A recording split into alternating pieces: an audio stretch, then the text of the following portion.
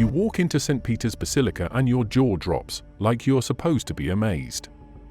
But stop gawking for a second and actually look.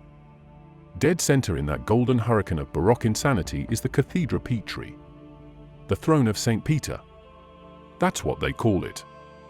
They say it's a symbol of divine authority handed down from the apostle himself. Really? Because that thing looks less like a holy seat and more like the launch pad for a demonic coronation. Let's be blunt, this is not Christian art. This is occult architecture dressed up in religious drag. For towering doctors of the church hold the throne up like cosmic weightlifters: Ambrose, Augustine, Athanasius, and John Chrysostom. Great, cool names. Legendary figures. But let's look at what they're actually doing here, their props. Stage dressing for something much darker. Floating above the throne is a massive burst of golden light, with putti, those little chubby baby angels, swirling around like drugged-up cherubs in a fever dream. And right in the center of all that chaos is the Holy Spirit, depicted as a dove trapped inside an oval window that might as well be a sun disk. Yeah, that's not just some pretty stained glass. That's a solar symbol. A literal representation of the ancient pagan sun deity. Welcome to the Catholic Church, where old gods get recycled with better PR. And that chair? The actual throne? Most people have no clue what they're even looking at. It's an empty shell built around a decaying wooden seat rumored to date back to the first pope. Spoiler alert, it doesn't. In fact, that so-called relic has zero verifiable evidence linking it to Peter. None. The Vatican's own admission? The original chair was likely assembled centuries after Peter even died. But sure, let's call it holy and worship it like it descended from heaven. Dig into the iconography, don't just glaze over it, and you start to see the real language being spoken here. The chaotic flare of bronze. The twisting forms. The illusion of movement and drama and ecstasy. This is Bernini at his most manipulative. The man wasn't designing for devotion, he was designing for control. He knew how to hijack your senses and hit your subconscious. And this whole installation screams one thing: manufactured awe. It's not meant to elevate your soul. It's meant to overwhelm your critical thinking. Let's zoom out a bit. The entire structure is framed like a throne room, not for a humble fisherman from Galilee, but for a deity. And I'm not talking about Christ. Look at the symbolism, the elevation, the centrality, the rays of light beaming out like divine authority. This is the throne of a god. But who's God? Because when you compare this throne to depictions of the throne of Satan in apocalyptic literature, you start seeing parallels that no one wants to admit. Power, light, chaos, centralized worship. We're not talking about the Beatitudes here, we're talking about dominion. You want to go deeper? Fine. Let's talk Mithraism. Ancient Roman cult.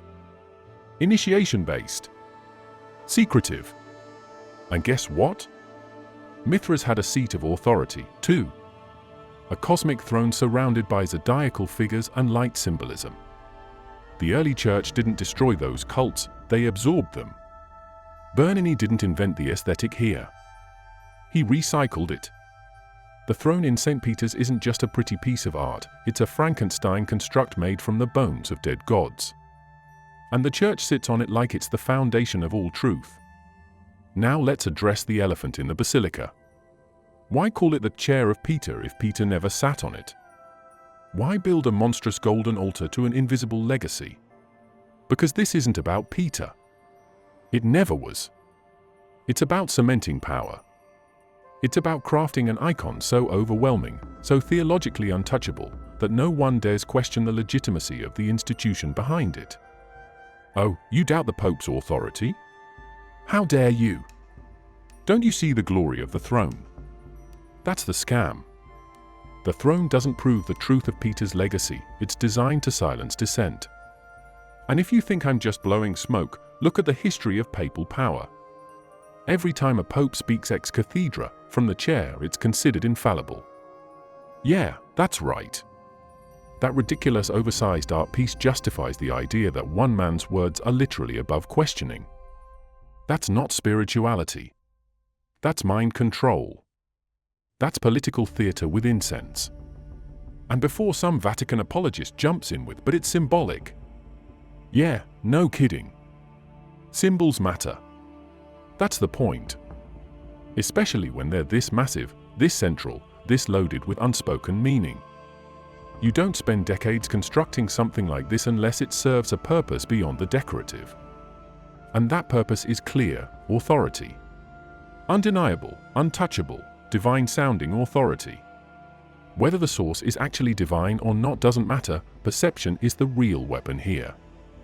So ask yourself, if a chair becomes holy because they say Peter sat on it, and the building becomes sacred because they say Peter was buried under it, and the entire power structure rests on that assumption, what happens if the assumption is wrong? You can't say it. You're not allowed. The entire world religion would collapse under its own weight. And they know that. That's why the throne is gold. That's why the lighting is designed to hit your emotions before your logic. That's why you're told to revere it, not question it. Let's cut through the incense cloud and talk about the real foundation of St. Peter's Basilica. Not the faith. Not Peter. The dirt. The bones. The bedrock. You've been told it's sacred. But when you actually dig, literally and historically, what you find is a pagan necropolis and a temple complex that predates Christianity by centuries. The Vatican didn't just pick a nice spot for their central shrine. They hijacked a site already pulsing with spiritual power, power that didn't belong to the Christian God. Go look at the documentation from the 1940s excavations beneath the Basilica. They found tombs. Pagan tombs. Full-on Greco-Roman burial chambers. You're not standing on holy ground, you're standing on a city of the dead. A pagan city of the dead. And right there, buried beneath the sacred altar, is what they call the Trophy of Gaius. It's a structure the Church insists marks the burial site of Peter. Except the bones found there weren't even identified as his. For years, they were stored in boxes. No labels. No inscriptions. Just bones. Later, they pulled some random fragments from a wall niche and declared them Peter's. That's the level of science we're dealing with, reverse-engineered sainthood. And don't get distracted by the pious language about building a church where Peter died. Constantine's motivation wasn't divine, it was imperial. He wanted to unite a collapsing empire under one universal religion, and he needed a monument powerful enough to anchor that agenda. So he didn't build on fresh land. He took over a spot already loaded with esoteric charge. The Vatican Hill wasn't empty countryside. It was home to shrines, altars, and burial temples, some dedicated to Mithras, others to Cybele, and more we're not even allowed to study fully. The Vatican literally bulldozed sacred pagan sites to pour the concrete of Catholic supremacy. They didn't erase the old gods. They paved over them. Layered Christian iconography right on top like wallpaper over bloodstains. The entire structure is a merger between imperial Rome and its spiritual legacy. And that legacy is not Christian in origin. It's solar, astral, and ritualistic. The obelisk in the square? That thing is from Heliopolis, Egypt. A sun cult city. They didn't just place it there for aesthetics. They moved it, intact, from its original pagan position and planted it right in front of the basilica. That's not architecture. That's a spiritual power grab. The Catholic Church wants you to think the basilica is pure, untouched by paganism. But its DNA tells a different story. The layout, the symbolism, the relic obsession, it's a Frankenstein religion built from the corpses of older cults. And the Vatican is proud of it. They give tours. They show off the crypts. But they carefully edit the context. You'll see sarcophagi with pagan gods. You'll see altars to Saturn, reliefs of Venus, remnants of Etruscan magic systems. But the narrative is always, this was before us. No. It wasn't. It's still there. It never left. Ever wonder why the Church resists open academic access to those underground levels? Because letting independent archaeologists inside would blow the lid off centuries of curated mythology. The Vatican's entire legitimacy depends on the sanctity of that location. So they gatekeep. They publish their own findings. They edit the narrative before it reaches the public. And they slap a holy label on bones and rocks that should have gone to a museum. Let's be real, Constantine didn't get baptized until he was dying. He spent most of his life as a sun-worshipping emperor who treated Christ like a political mascot. He didn't build St. Peter's to honor a fisherman. He built it to override centuries of Roman gods and replace them with a central deity who served empire, not truth. The Basilica wasn't the start of Christianity's rise, it was the start of its imperial mutation. Even the name, St. Peter's Basilica, is misleading. Peter never built anything there. There's no gospel record of him claiming that hill. The name is branding. Corporate religious branding. And it worked. Billions of people now face that altar and believe they're praying where Peter once walked. But the structure beneath their feet says otherwise. It says this place belonged to the dead long before it belonged to the saved. Let's talk about the architecture. The Basilica's dome was designed using golden ratios tied to celestial alignment. Not just beautiful design, intentional symbolic geometry. It's aligned not for prayer but for power. You're standing in a solar-coded engine built to harness reverence and convert it into institutional control. The light shafts, the central axis, the symmetry, this isn't spiritual inspiration. It's spiritual engineering. Even the cross at the top isn't exempt. It sits on a globe, an ancient pagan symbol of dominion. In fact, the entire basilica is a map of dominion.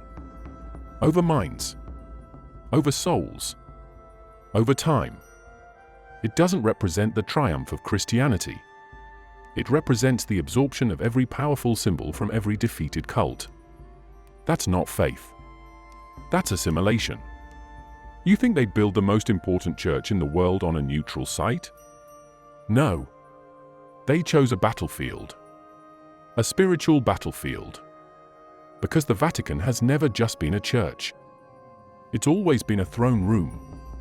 A ritual center. A power node in the architecture of control. And everything beneath it, the bones, the bricks, the stolen gods, they're all still whispering. You've seen the Vatican crest. 2 keys crossed under a triple crown. Gold and silver. The keys of the kingdom. Sounds holy, right? That's the branding. That's the story they've packaged for 2,000 years. But once you decode the symbols, once you stop taking them at face value, it's clear this isn't about salvation. It's about access control. The Vatican didn't choose the imagery of keys to open the doors of heaven. They chose them to show who controls what gets locked, and more importantly, who gets shut out. The gold key represents divine authority, and the silver one is earthly power. They're bound together by a red cord, unity of the spiritual and temporal. That's the official interpretation. Here's the problem, that entire setup didn't come from Jesus. There's no passage in the Gospels where Christ hands anyone literal keys and says, "Here's your badge, you're the gatekeeper now." The whole doctrine comes from a single verse in Matthew, "I will give you the keys to the kingdom of heaven," a verse that, contextually, is ambiguous at best. But the Catholic Church turned it into a political doctrine, a legal weapon, and a visual stamp of total authority.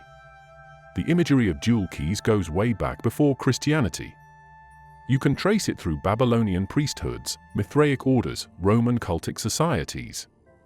The idea of 2 keys as symbols of dual access, life and death, above and below, light and shadow, is ancient.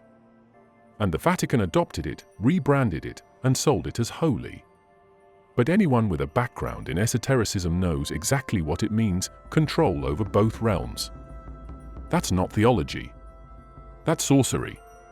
The symbolic claim that one institution gets to dictate the terms of access to both this world and the next. Now, take that symbol and pair it with history. During the medieval period, the Pope wielded the power of the keys to excommunicate kings, anoint emperors, and launch crusades. You think this was about heaven? This was about real-world dominion. The Church wasn't a spiritual refuge. It was an empire. And those keys were the ultimate weapon. With them, the Church claimed the exclusive right to forgive sins, to interpret Scripture, to administer sacraments, to decide who was in and who was out. That's not religion. That's a security protocol with holy water sprinkled on top. Look at how this works psychologically. You're born. You sin. You're told you need access to heaven. But you can't go there on your own. Someone has the key. And guess what? It's not you. It's the clergy. It's the Church. It's the men who wear robes, speak Latin, and live behind marble gates. That's the trap. They created a system where your soul's freedom is never in your hands. You're permanently on probation, spiritually locked out unless you follow their script. Baptism, confession, communion, pay, obey, repeat. It's access control master's religion. And the keys didn't stop at theology. They were weaponized in legal codes too. The concept of the papal bull carried the authority of the keys. The Pope could invalidate marriages, crown kings, seize land, and command armies. All backed by this supposed divine right to bind and loose. Don't skip over that phrase, to bind and to loose. That's the core of this whole system. It's not about unlocking heaven. It's about locking down control. Bind your actions. Loose your guilt. Bind your money. Loose your penance. It's transactional control dressed in sacred terms. You want proof the keys were never about spiritual liberation? Look at how they're displayed. Not in humility. Not as a symbol of service. But as a royal crest, plastered across flags, robes, walls, and rings. This is not the posture of spiritual guidance. This is branding. This is power marketing. Every time you see that crest, it's not telling you about Jesus. It's telling you who runs the kingdom. Even the color symbolism tells the truth. Gold, the sun, divinity, ruling power. Silver, the moon, reflection, hidden knowledge. These aren't random artistic choices. They're ancient alchemical codes. The red cord that ties them? That's the path of blood. Sacrifice. Ritual. Look into Rosicrucian texts, Hermetic diagrams, and Masonic symbolism, you'll find the same elements repeated over and over. The Vatican didn't invent these symbols. They inherited them. And they knew exactly what they meant. Let's talk about head coverings, the tiara, the mitre, the veils, every piece of ceremonial headgear in the Vatican arsenal. You've seen it all, the triple crown, the bishop's mitre, the cicchetto, the hooded robes during certain masses. You probably thought it's all just tradition, harmless pageantry. Wrong. These aren't fashion choices. They're not just symbols of religious hierarchy. These are tools of psychological and ritual control. Every piece has esoteric origins, and the Church doesn't just know it, they built their system around it. Start with the papal tiara. 3 layers. 3 crowns. You've been told it represents the Pope's authority in heaven, on earth, and under the earth. That should raise red flags immediately. Under the earth? Since when does a spiritual leader need dominion over the underworld? That concept isn't biblical, it's imperial. In ancient times, triple crowns weren't worn by prophets or disciples. They were worn by kings, conquerors, and high priests of pagan temples. And now it sits on the head of a man claiming to represent Christ. The man who said, "My kingdom is not of this world." But they still made the Pope's crown out of solid gold and stacked it 3 levels high. Each layer representing a tier of control. Spirit, mind, body.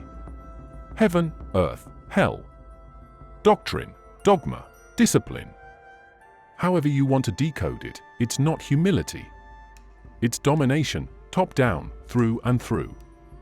It's not an accident that during coronation rituals, the tiara isn't placed by God or even by the Pope himself. It's placed by another cardinal, establishing that this power is passed along hierarchically by man. This is bureaucracy in sacred disguise. Let's move to the mitre, the tall, pointed hat worn by bishops and popes during ceremonies. It's said to represent the tongues of fire from Pentecost. But when you actually examine the shape and historical precedent, you'll see it's a direct lift from the headgear of the ancient priests of Dagon, the fish god of the Philistines. Look it up. The Dagon priest's hat was shaped like a fish head with the mouth gaping open, and when seen from the side, the mitre matches it almost identically. Same vertical structure, same split top, same hollow interior. You're watching a fertility cult remixed for modern religion. Even the Latin root of mitre traces to mitra, the headband of pagan priests in Greece. This was a mark of initiation into mystery schools, not a symbol of spiritual servanthood. You put this on your head when you were inducted into a system of hidden knowledge, ritual hierarchy, and enforced secrecy. Sound familiar? And then there's the tsaketo, the small skull cap worn by clergy from bishops to the Pope himself. The explanation you will hear is that it keeps the head warm, or is a token of humility. But in esoteric circles, the head covering serves a different purpose: containment.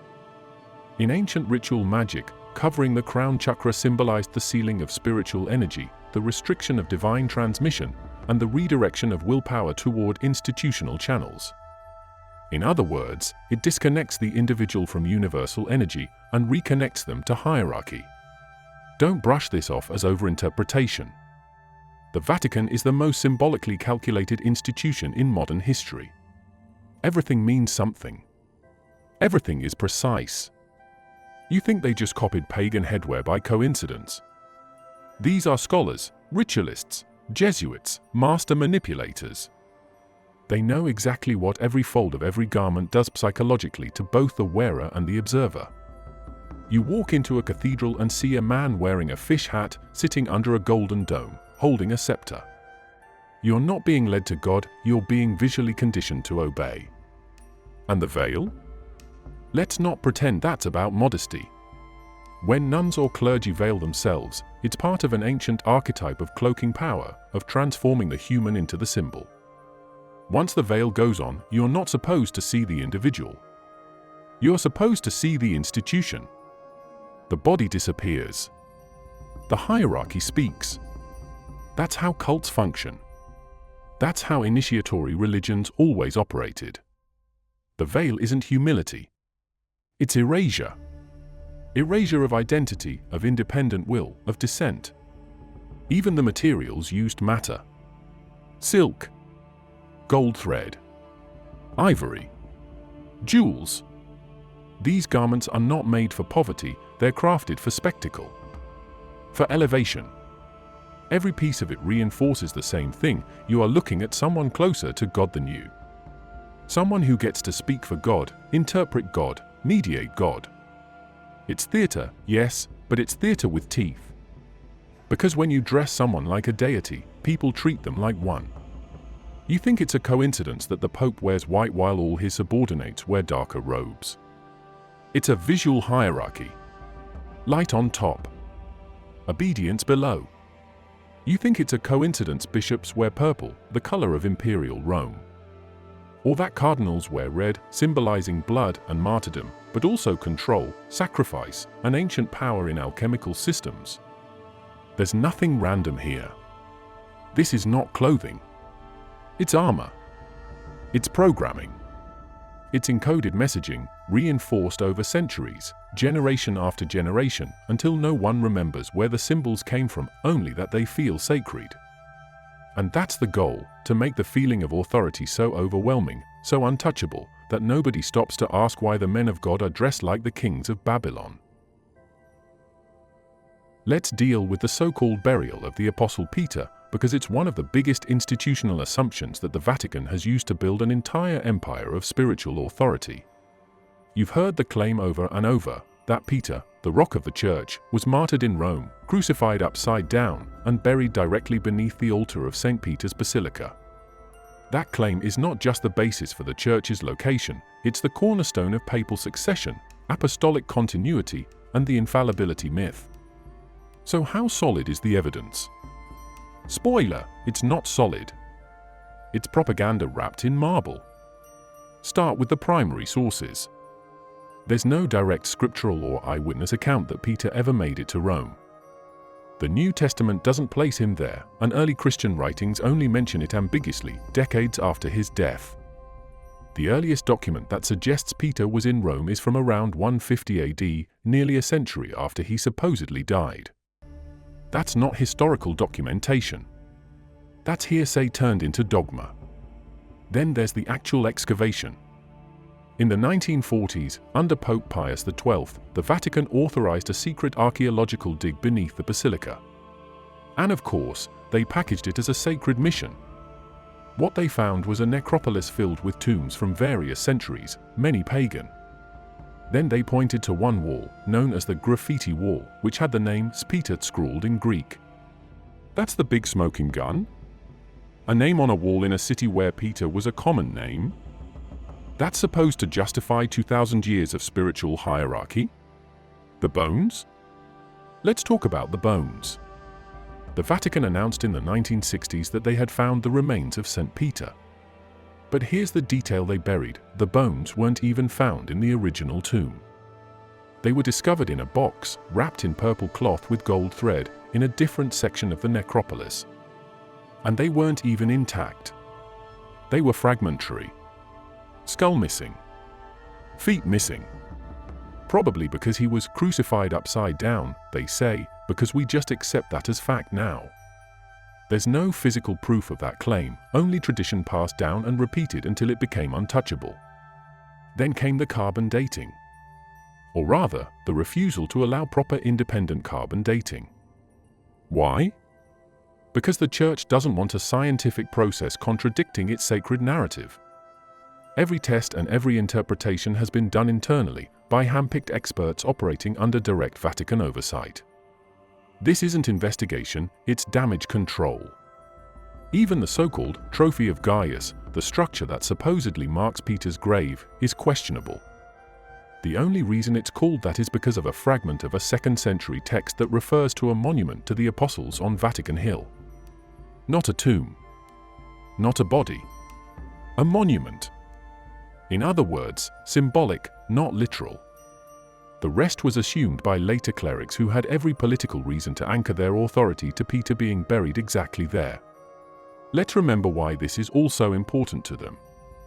If Peter wasn't buried there, then the Vatican loses its physical link to apostolic power. If Peter wasn't even in Rome, the Roman Church's claim to be the seat of Christian truth collapses.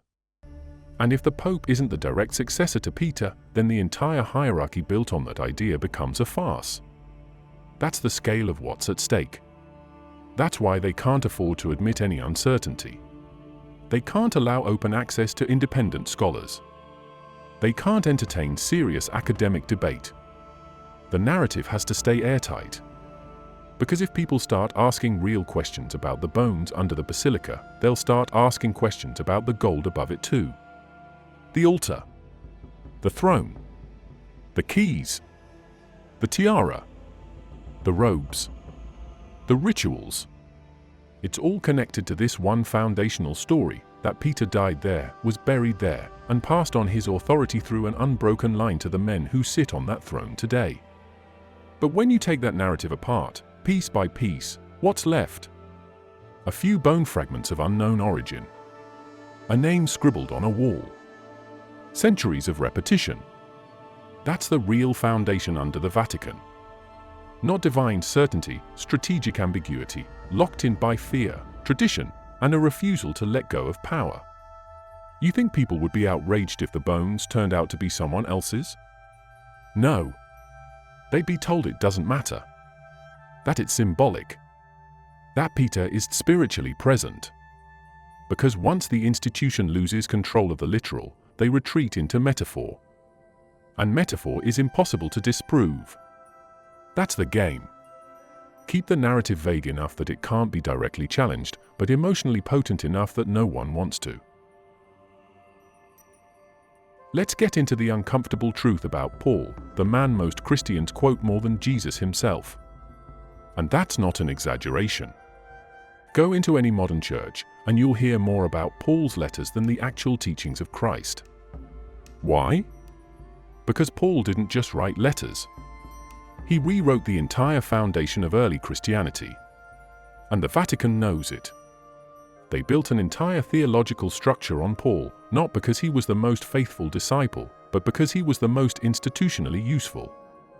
Paul wasn't one of the original 12. He never walked with Jesus. He never heard him teach. He claimed a vision on a road, alone, with no witnesses, and then positioned himself as the new voice of divine revelation. And somehow, that was enough to override the people who actually knew Jesus in the flesh. Let's look at the facts.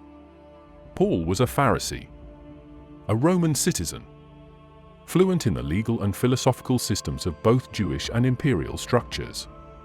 That alone should have raised red flags. He wasn't some poor fisherman risking everything to follow a revolutionary rabbi. He was an educated enforcer, originally hunting Christians down before flipping sides. And the story we've been told? He saw a light, heard a voice, and suddenly transformed into the church's #1 apostle. But here's the issue: the Jesus Paul preaches is radically different from the Jesus of the Gospels. Paul's Jesus isn't focused on the kingdom of God on earth, on justice, on freeing the oppressed. Paul's Jesus is cosmic, abstract, and conveniently supports obedience, hierarchy, and salvation through faith alone. That version works a lot better for an empire than the one who flips tables and calls out corrupt priests. Now read Paul's letters again, this time with that lens. They're not accounts of Jesus' life. They're theological manifestos. They don't talk about what Jesus did. They define what Jesus means. That's where the entire church structure gets its legitimacy. Not from Jesus' own words, but from Paul's reinterpretation of them. He introduces original sin as a core problem. He turns crucifixion into a blood payment. He shifts the focus from collective liberation to individual guilt. These weren't Christ's teachings. These were systems of control packaged in Scripture. And the most revealing part? Paul constantly attacks the original apostles. He undermines Peter. He challenges James. He says in Galatians that his gospel didn't come from men, but by revelation. That's code for, I don't answer to the people who actually follow Jesus. Paul creates a parallel authority. And the early church accepted it, not because it was more truthful, but because it was more scalable. Paul gave Rome a version of Christianity it could use. A theology that could be turned into doctrine. Doctrine that could become law. Law that could justify power. Think about it. Without Paul, there's no universal church. There's no doctrine of salvation by grace through faith. There's no theological foundation for excluding women, silencing dissenters, and centralizing control in a single institution. The radical, decentralized, countercultural movement started by Jesus gets turned into a highly organized, male-dominated, obedience-focused machine. That's not evolution. That's a hostile takeover. The Vatican loves Paul. They depend on Paul. Nearly every major doctrine of the Church, from clerical authority to Eucharistic theology, rests not on Jesus' words, but on Paul's framework. The Council of Trent? Paul. The Reformation Wars? Paul. The idea that you're born broken and need the Church to fix you? 100% Paul. The Gnostics weren't quiet about this. They accused Paul of being a false apostle, a plant, a misdirect. They rejected his letters. They said his Christ was not the true Christ. And it's not hard to see why. Even within the canonical texts, Paul's tone is authoritarian. He calls himself a father to the churches. He demands loyalty. He tells people to obey their rulers, keep women silent, and submit to spiritual authorities. That's not liberation. That's indoctrination. And it's perfectly tailored for an institution looking to build cathedrals, not communities. You strip Paul out of the New Testament, and what you're left with is a revolutionary named Jesus, calling for spiritual awakening and direct connection to the divine. But leave Paul in, and suddenly you need priests, rituals, confessions, penance, and hierarchy. Take one final look at the Vatican, not through a camera lens, not through a tourist brochure, not through Sunday school doctrine. Look at it like an investigator walking through a ritual crime scene disguised as a holy empire. You've got the Egyptian obelisk standing dead center in St. Peter's Square, an ancient symbol of sun worship, sexual power, and dominion, dragged from Heliopolis, not for art, but for placement. Not destroyed, not rejected, but honored. Encircled by Bernini's massive colonnade, designed not just to embrace pilgrims but to create a ritual containment zone. That layout isn't Christian. That's astrological geometry tied to solar alignments. We're not talking about faith here. We're talking about architecture as spiritual programming. And right behind it, you've got the Basilica. The most sacred church in the world, built with the bones of dead cults buried underneath and the remains of questionable saints stored above. Inside, everything is massive, theatrical, intimidating. Every statue, every pillar, every square foot designed to make you feel small and them feel divine. This isn't a house of prayer. It's a fortress of power. Then you walk into the Paul VI audience hall and see the infamous Resurrection sculpture by Pericle Fazzani. And if you've got even half your neurons firing, you immediately recognize something's wrong. This isn't a depiction of Christ triumphant. This is something else entirely. The figure exploding out of twisted bronze doesn't radiate peace. It radiates chaos. His arms are out like a broken marionette, his face half skull, half serpent. The backdrop looks like nuclear hell, complete with ridges and sinews resembling demonic wings.